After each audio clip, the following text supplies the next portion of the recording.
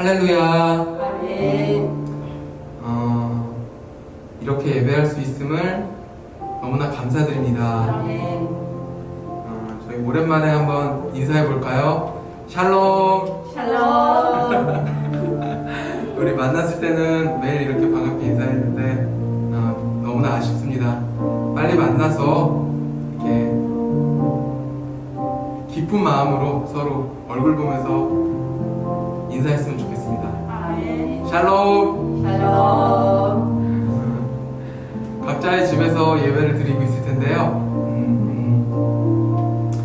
여러분이 있는 그 자리가 예배 자리가 되고 여러분이 진정한 예배자가 되기를 주님의 이름으로 기도드립니다. 아멘. 오늘도 찬양할 텐데요.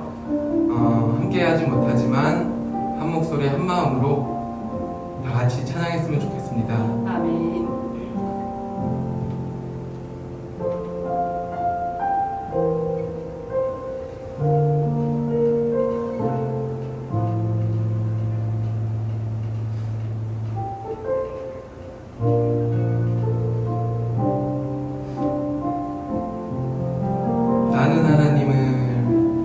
나는 하나님을 예배하는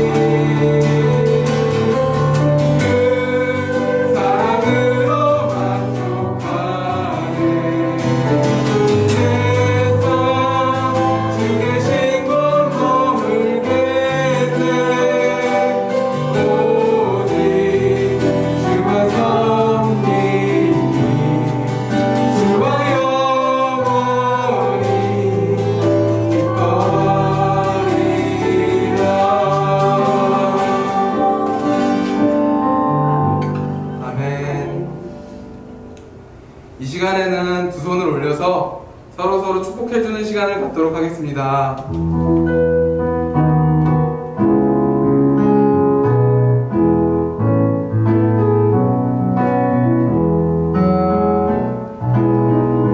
하나님의 사랑이 당신의 삶 가운데 가득하기를 축복합니다. 하나님의 은혜가 가득 가운데 가득하길 기도합니다. 하나님의 사랑이 당신의 삶 가운데 가득하기를 축복합니다. 하나님의 은혜가 우리 가운데 가득하길 기도합니다. 가득하길 기도합니다. 가득하길 기도합니다. 축복합니다. 다 같이 사도신경으로 신앙 고백하겠습니다. 전능하사 천지를 만드신 하나님 아버지를 내가 믿사오며 그 외아들 우리 주 예수 그리스도를 믿사오니 이는 성령으로 잉태하사 동정녀 마리아에게 나시고 본디오 빌라도에게 고난을 받으사 십자가에 못 박혀 죽으시고 장사한 지 사흘 만에 죽은 자 가운데서 다시 살아나시며 하늘에 오르사 전능하신 하나님 우편에 계시다가 저리로서 산자와 죽은 자를 심판하러 오시리라. 성령을 믿사오며 거룩한 공회와 성도가 서로 교통하는 것과 죄를 사하여 주시는 것과 몸이 다시 사는 것과 영원히 사는 것을 믿사옵나이다. 아멘. 할렐루야. 주일 예배 나오신 우리 청소년부 친구들 주님의 이름으로 환영하고 축복합니다. 오늘 우리가 함께 나눌 하나님의 말씀은 창세기 50장 20절입니다. 제가 대표로 봉독해 드릴게요. 당신들은 나를 해하려 하였으나 하나님은 그것을 선으로 바꾸사 오늘과 같이 많은 백성의 생명을 구원하게 하시려 하셨나니. 하나님이 이 땅을 살아가는 우리들에게 많은 축복을 주시죠. 어떤 축복들이 있을까요? 예를 들면 집이 굉장히 부자다, 돈이 굉장히 많다, 축복이죠. 아주 잘생기고 예쁜 외모를 가지고 있다, 그것도 굉장히 좋은 축복이에요. 좋은 성격을 가지고 있다, 축복이고, 운동을 잘한다, 노래를 잘한다, 어떤 재능을 가지고 있다, 굉장히 좋은 축복입니다. 하나님께서 이렇게 우리에게 여러 가지 축복들을 주시는데 그런 축복들 중에 가장 좋은 축복 중에 하나가 행복한 가정, 화목한 가정 안에서 이렇게 밝고 건강하게 자랄 수 있도록 허락하시는 것이 가장 귀한 축복 중에 하나인 것 같습니다. 그런데 오늘 우리 성경을 통해서 성경의 인물들 중에서 정말로 불행한 그런 가정에서 가족들끼리 서로 싸우고 심지어 죽이려고 하는 그런 굉장히 불행한 가정에서 자랐던 한 인물을 만나볼 수가 있습니다. 누구인지 한번 맞춰보세요. 누구죠? 네, 바로 요셉입니다. 야곱의 아들이었던 요셉은 불행한 가정에서 많은 상처를 받으면서 자라게 됩니다.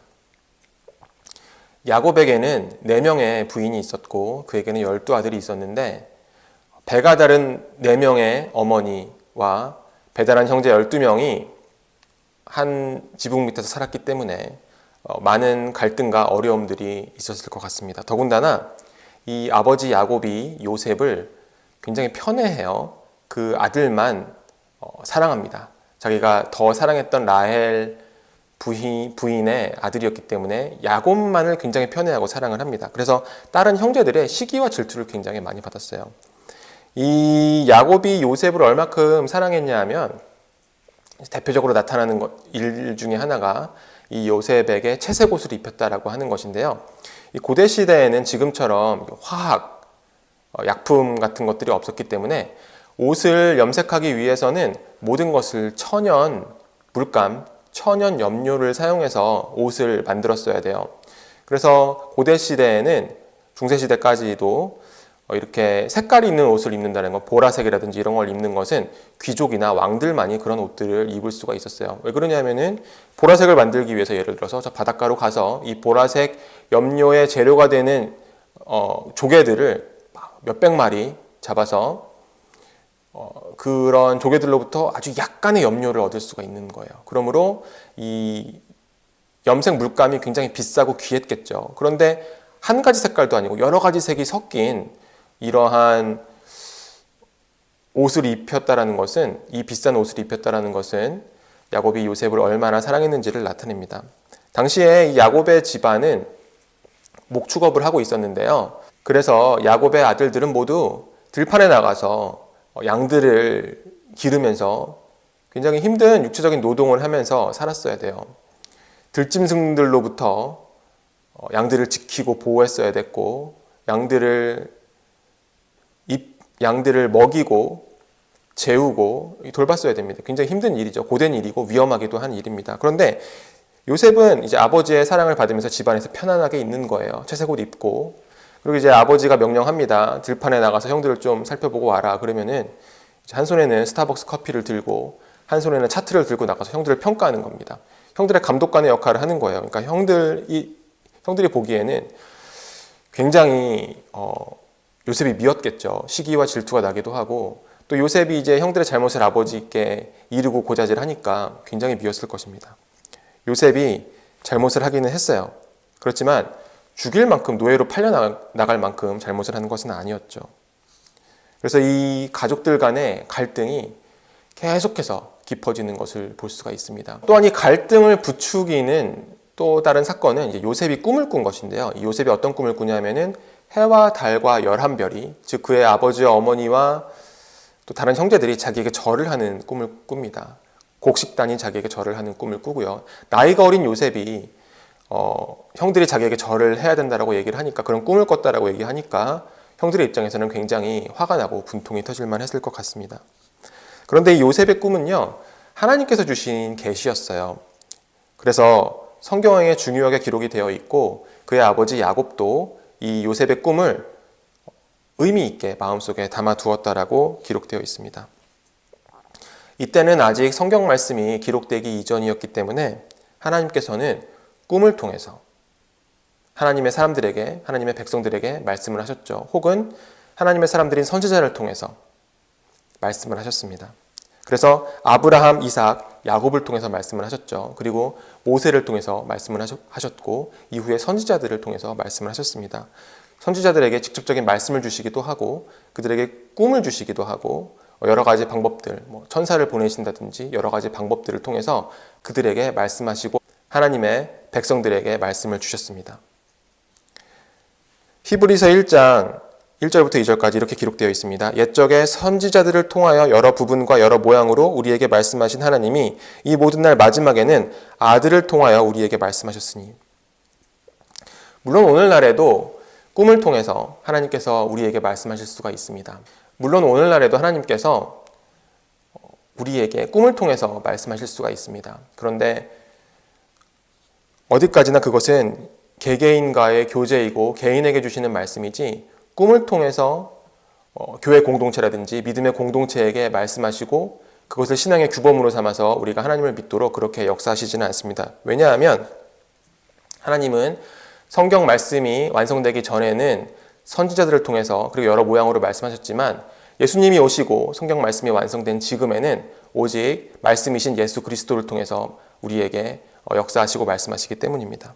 그러므로 그런 부분들에 있어서 우리 청소년부 친구들이 영적인 분별력을 가져야 돼요. 근데 이 요셉의 시대에는 하나님께서 요셉에게 꿈을 통해서 말씀을 하셨죠. 그래서 요셉의 꿈은 하나님께서 주신 꿈이었어요. 이런 요셉에게 질투를 해서 형들은 잔인하게 요셉을 죽이려고 계획을 합니다. 아무리 어머니가 다른 형제지만 한 집에서 먹고 자고 미운 정이라도 들었을 텐데 그를 죽이려고 해요. 그리고 심지어는 이를 어떻게 둘러댈까? 그의 옷에 피를 묻혀서 아버지에게 가서 들짐승에게 먹혔다고 둘러대자, 이런 치밀한 계획을 세웁니다. 그래서 우발적으로 그냥 죽인 것이 아니라 계획을 세우고 죽였기 때문에 이것은 1급 살인이에요. 굉장히 큰 죄입니다. 요셉을 구덩이에 떨어뜨려 놓고 옷을 찢기고 구타당하고 맞고 이제 피투성이가 되어서 멍투성이가 되어서 울부짖고 있는 요셉을 구덩이 속에 집어넣고 자기들끼리 식사를 합니다. 구덩이에 빠져서 자기를 죽이려고 하는 계획을 모의하고 있는 형들을 바라보는 요셉은 어떤 심정이었을까요? 형들은 그 위에서 식사를 하면서 이런 대화를 나눴겠죠. 오늘은 빵이 맛있네. 커피 한잔 해라. 고기 좀 더 줘. 소금 좀 줘봐. 이런 얘기를 했겠죠. 그런 형들을 바라보면서 요셉은 자기를 살려달라고, 잘못했다고, 다시는 형들에게 잘난 척하지 않겠다고, 미운 짓 하지 않겠다고 사정사정을 했을 것입니다. 그러나 형들은 듣지 않습니다. 결국은 요셉은 죽임을 당하지는 않았지만 이집트의 노예로 팔려갑니다. 가장 믿었던 가족에게 배신당했던 요셉은 어떤 심정이었을까요? 요셉은 정말로 불행한 가정사를 가졌던 인물입니다. 믿었던 가족들이 그가 꾸었던 꿈을 비웃었고 그 꿈을 짓밟으려고 하는 거죠. 요셉이 형들에게 올 때 그 형들이 요셉을 뭐라고 부르냐면은 꿈꾸는 자라고 부릅니다. 꿈꾸는 자가 우리에게 오고 있다. 우리가 그의 꿈을 짓밟자. 그가 우리에게 해와 달과 11별이 그에게 절한다고 했는데 우리가 그 꿈 절대로 이루어지지 못하도록 우리가 그 꿈을 짓밟자. 그를 죽이자. 그를 노예로 팔자. 그래서 그가 꾼 꿈이 절대로 이루어질 수 없도록 우리가 그 꿈을 회방하자. 그렇게 그들이 계획하고 실행하였습니다. 요셉의 삶 가운데 요셉은 모든 것이 무너지는 경험을 하는 거죠. 그런데 하나님께서 요셉의 삶에 역사하셨어요. 그의 생명을 보존하셨고 그의 삶의 과정들을 지켜주셨고 그의 꿈이 결국은 이루어질 수 있도록 요셉을 지키시고 인도해 주셨습니다. 그래서 우리가 요셉의 삶을 살펴보면 하나님께서 주신 꿈, 하나님께서 주신 계획은 인간의 죄와 방해, 인간이 주는 좌절로 멈출 수가 없음을 우리가 살펴볼 수가 있습니다. 요셉의 삶에 역사하신 하나님의 손길을 살펴보면서 지금 이 순간 어려운 과정 환경이나 친구들과의 관계, 공부, 학업, 진로의 문제, 건강의 문제, 여러 가지 일들로 어려움을 겪고 있는, 힘든 시간을 보내고 있는 우리 청소년부 친구들이 힘을 얻고 하나님께서 요셉의 삶에 역사하셨던 것처럼 나의 삶에도 역사하실 수 있겠다라는 것을 믿고 하나님이 주신 꿈을 향해 나아갈 수 있게 되기를 주님의 이름으로 축복합니다. 먼저 요셉이 가졌던 꿈에 대해서 한번 살펴보기를 원하는데요. 요셉 자신이 꾼 꿈이 있습니다. 부모님과 형들이 나에게 절하는 꿈을 꿨다. 이 꿈이 참 의미가 있는 것 같아. 나는 아주 높은 사람이 될 거야. 나는 아주 위대한 사람이 될 것 같아. 요셉이 그런 꿈을 꾸고 굉장히 잘난 척을 하죠. 그러나 하나님께서 그에게 주셨던 꿈은 그가 예상했던 대로 그가 계획했던 것과는 전혀 다른 방향으로 진행되게 됩니다. 우리 인생을 영화로 비유한다면 우리는 우리 인생 영화의 주인공이고 싶죠.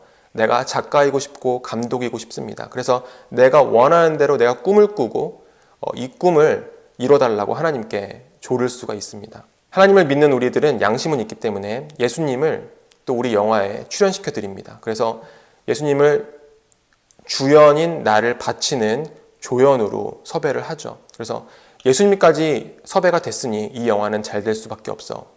그렇게 착각을 할 수가 있습니다. 그런데 하나님께서요, 그런 어리석은 우리에게 오셔서 이렇게 말씀을 하십니다. 내가 너의 삶에 더 좋은 계획이 있단다. 더 원대한 꿈이 있단다. 내가 작가가 되어줄게. 내가 너의 삶에 목적과 계획을 줄게. 그리고 감독이 되어서 너의 삶을 이끌어줄게. 내가 주는 꿈을 한번 꿔보렴. 사랑하는 청소년부 여러분, 나의 꿈이 아닌 하나님이 주신 꿈, 예수님이 주신 꿈, 내 계획, 내 예상보다 더 크고 놀라운 목적을 가지신 하나님이 주신 꿈을 꾸는 우리 청소년부 친구들이 되기를 주님의 이름으로 축원합니다. 그 꿈을 꾸기 위해서 기도하고 말씀 보고 하나님께서 주시는 지혜를 구하는 우리 청소년부 친구들이 되시기를 주님의 이름으로 축원합니다. 두 번째로 살펴볼 것은요. 이 요셉의 꿈을 짓밟으려는 시도들이 있었어요. 많은 역경들이 있었죠.